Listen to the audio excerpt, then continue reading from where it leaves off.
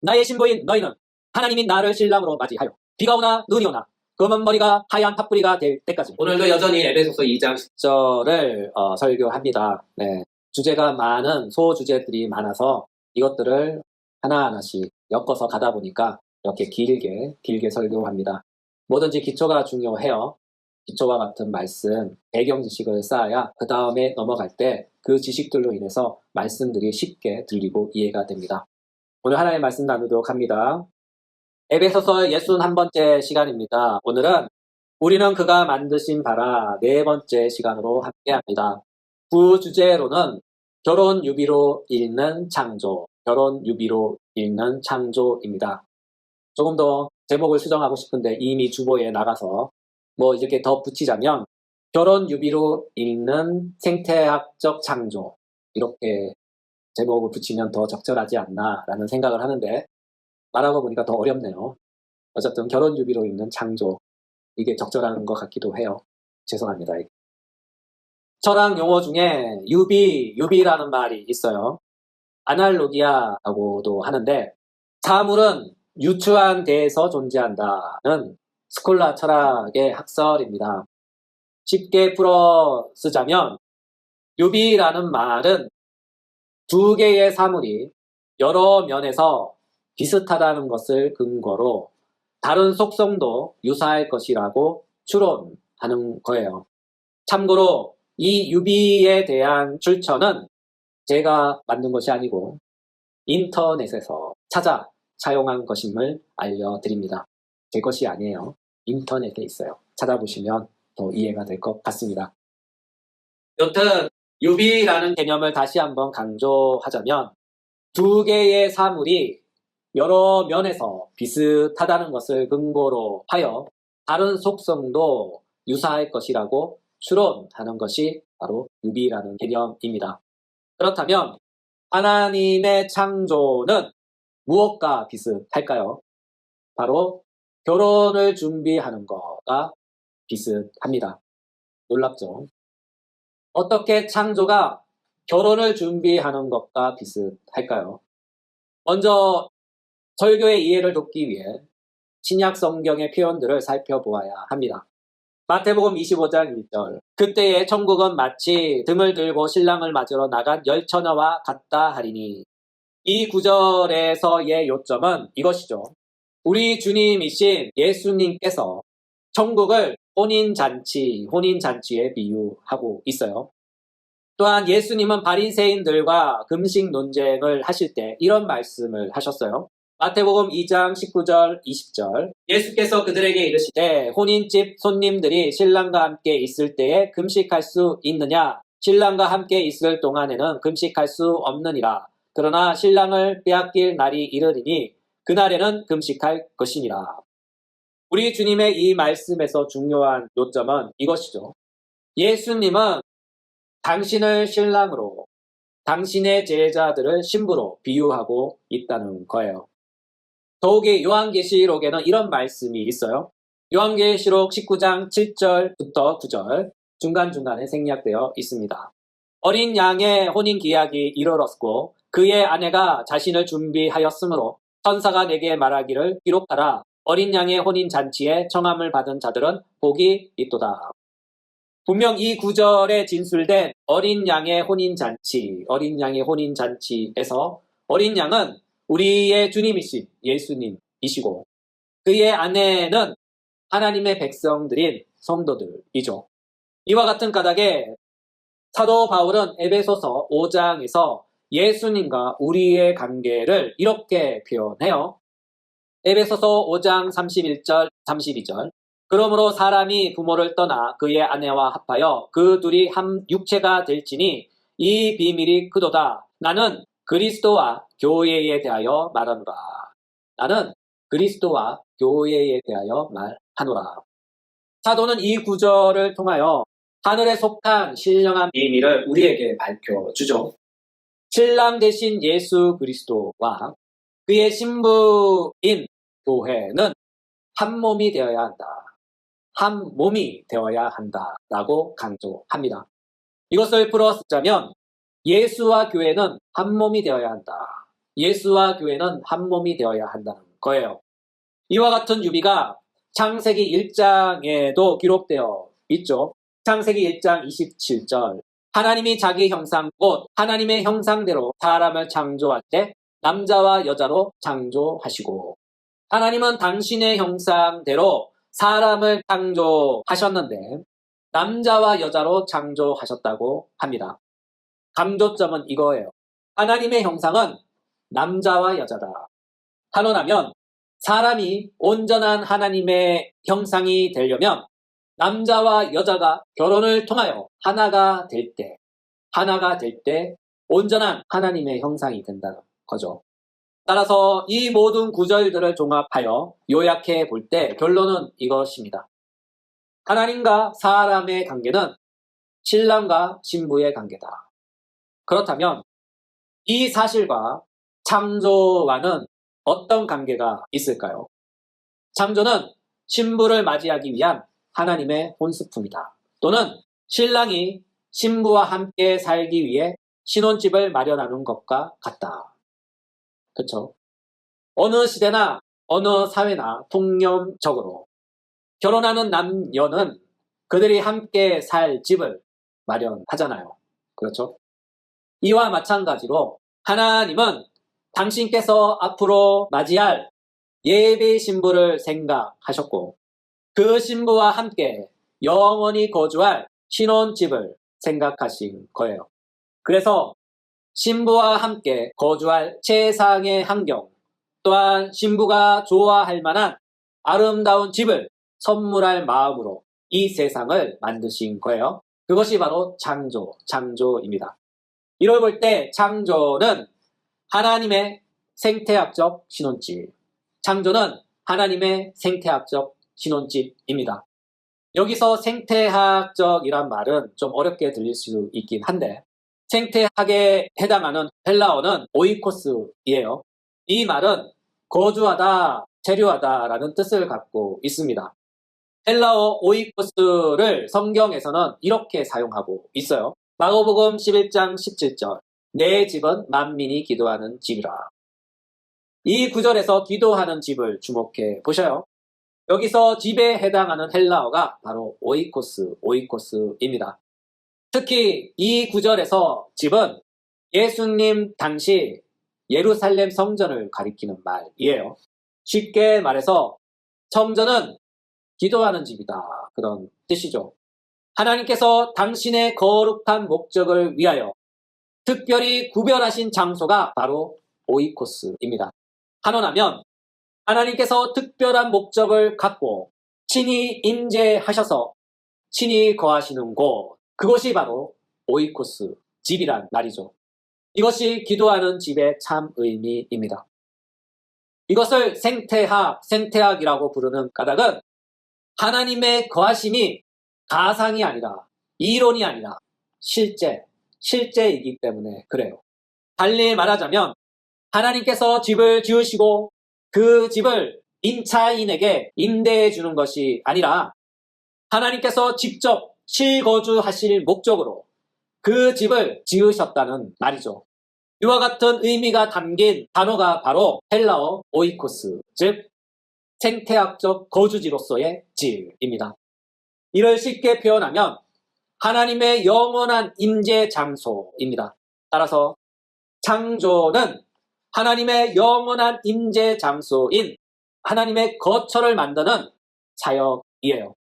그렇다면 하나님은 왜 영원히 임재할 가시적 장소가 필요했을까요? 그것은 바로 당신의 신부와 함께 살며 영원히 거주할 집이 필요했기 때문이죠. 이것이 창조의 목적입니다. 그렇다면 여기서 하나님의 신부는 누구일까요? 이 세상 모든 만물이 하나님의 신부일까요? 아닙니다. 이 세상 모든 창조물 중에 가장 특별한 창조물이 있어요. 그 창조물은 바로 사람이에요.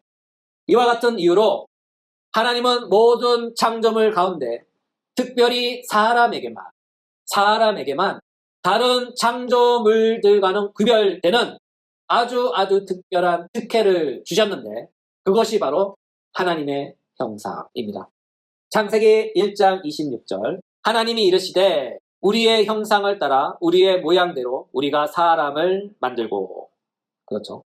여기서 우리의 형상이란 말을 주목하셔요. 우리의 형상이란 말은 하나님의 형상이란 말이죠. 하나님의 형상에 대한 성경의 많은 구절들과 또한 신학적 의견들이 있습니다.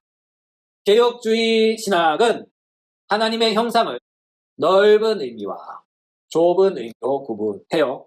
그런데 오늘은 시간 관계상 좁은 의미에서의 하나님의 형상만 다루도록 하겠습니다. 좁은 의미에서의 하나님의 형상을 개혁주의는 이렇게 표현해요. 의와 진리와 거룩함, 의와 진리와 거룩함으로 표현합니다. 에베소서 4장 23절 24절 오직 너희의 심령이 새롭게 되어 하나님을 따라 의와 진리의 거룩함으로 지으심을 받은 새 사람을 입으라. 그렇죠. 이 구절에서 하나님을 따라 의와 진리의 거룩함으로를 주목해 봅시다. 여기서 따라라는 말은 헬라어 카타인데 이 말은 히브리어를 헬라어로 번역한 70인역에 의하면 하나님의 형상을 따라해서 이 따라가 에베소서 4장 23절에 등장하는 이 헬라어 카타와 똑같은 단어입니다. 단언하면 사람은 하나님의 의와 진리와 거룩함을 따라 지음 받았다. 이것이 바로 하나님의 형상이에요. 이 사실이 모든 피조물과 근본적으로 다른 구별점이며 차이점입니다. 특히 사람이 하나님의 형상을 따라 지음받았다는 확실한 보이는 증거는 또 이것입니다. 다스리는 존재이에요. 창세기 1장 26절 후반절 우리가 사람을 만들고 그들로 바다의 물고기와 하늘의 새와 가축과 온 땅과 땅에 기는 모든 것을 다스리게 하자 하시고 또한 히브리서 1장 14절에는 이렇게 기록되어 있어요. 모든 천사들은 섬기는 영으로서 구원받을 상속자들을 위하여 섬기라고 보내심이 아니냐. 이 두 구절을 환원하여 종합하여 성경의 가르침대로 진술하자면 이렇습니다. 하나님의 형상인 사람은 하늘의 천사들을 포함한 세상의 모든 피조물들을 다스리는 존재다 하는 거예요. 이것이 사람의 위상과 그 자리입니다. 왜냐하면 사람은 세상의 모든 창조물 가운데 유일하게 하나님의 형상을 따라 창조되었기 때문이죠. 사실이 이와 같기에 우리의 주님이신 하나님 아들께서도 하나님의 형상을 따라 지음받은 사람의 형상을 입으시고 이 땅에 성육신하신 것이 아닙니까? 그렇다면 하나님의 아들께서 왜 사람의 형상으로 성육신하셨을까요? 그 이유는 바로 죄로 파괴된 하나님의 형상을 회복하고 다시 새롭게 하여 당신의 순결한 신부가 되게 하시려고 우리의 신랑 되신 예수님께서 우리와 같은 사람의 모습으로 이 땅에 오셨고 마침내 우리와 같은 사람이 되셨죠. 성경은 이것을 이렇게 표현해요. 임마누엘입니다.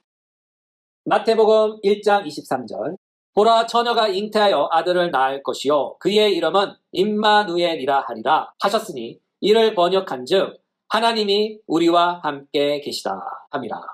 그렇습니다. 하나님은 임마누엘 하시기 위해 세상을 창조하셨죠. 이것을 오늘 본문으로 표현하면 생태학적 창조를 하신 거예요. 하나님께서 당신의 신부인 우리와 영원히 함께 거하시면서 영원히 함께 살기 위한 생태학적 신혼집을 만드신 것이죠. 이와 같은 생태학적 창조는 토목공사와 같은 창세기 1장의 우주 창조와 그 토목공사 위에 집을 짓는 것과 같은 창세기 2장의 에덴 동산 창조가 나오는 거예요. 왜냐하면 하나님의 창조는 세 부분으로 구분해 볼 수 있는데 첫 번째 부분은 창세기 1장 1절이죠. 두 번째 부분은 창세기 1장 2절부터 창세기 2장 3절까지이고 세 번째 부분은 창세기 2장 4절부터 25절까지입니다.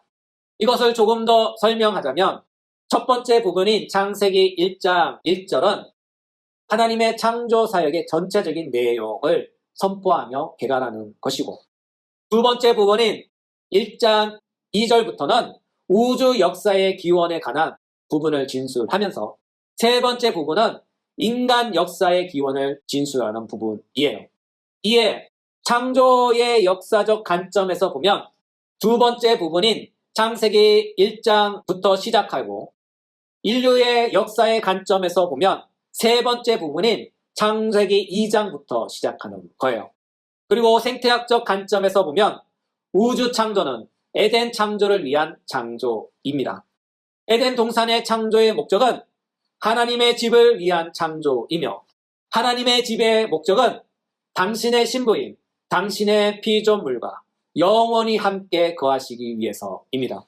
달리 표현하면 당신의 신부인 당신의 백성과 영원토록 함께 하시기 위해서이죠. 이것을 임마누엘이라고 합니다. 결국은 하나님의 창조의 목적은 임마누엘 하시기 위해서 창조하신 거죠. 바로 당신의 창조적 신부인 사람들과 함께 영원히 함께 살 생태학적 거주지를 마련하시기 위해 하나님은 이 세상을 창조하신 것입니다. 이것은 여호와의 말씀입니다. 이사야서 54장 5절부터 8절. 이는 너를 지으신 이가 내 남편이시라. 그의 이름은 만군의 여호와이시며 내 구속자는 이스라엘의 거룩하신 이시라. 그는 온 땅의 하나님이라. 일컬음을 받으실 것이라. 내가 너를 잠시 버렸으나 큰 긍휼로 너를 모을 것이요, 내가 넘치는 진노로 내 얼굴을 내게서 잠시 가렸으나 영원한 자비로 너를 긍휼히 여기리라. 내 구속자 여호와께서 말씀하셨느니라. 또한 호세아서 2장 19절에서 20절에 이렇게 기록되어 있어요. 내가 내게 장가들어 영원히 살되 공의와 정의와 은총과 긍휼히 여김으로 내게 장가들며 진실함으로 내게 장가들리니 내가 여호와를 알리라. 아멘. 오늘의 말씀을 마무리합니다. 오늘은 결혼 유비로 읽는 창조라는 부제목으로 하나님의 말씀을 함께 나누었어요.